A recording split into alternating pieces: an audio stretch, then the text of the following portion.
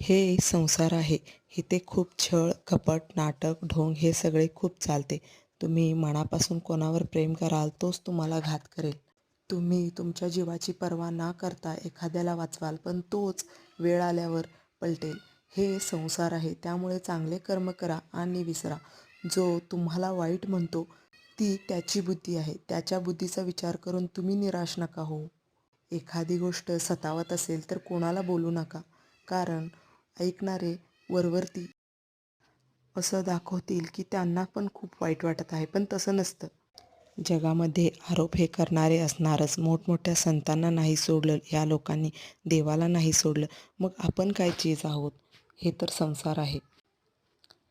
पाठीशी जेव्हा 4 लोकं खंबीरपणे उभी असतात ना, तेव्हा आपोआप बळ येतं.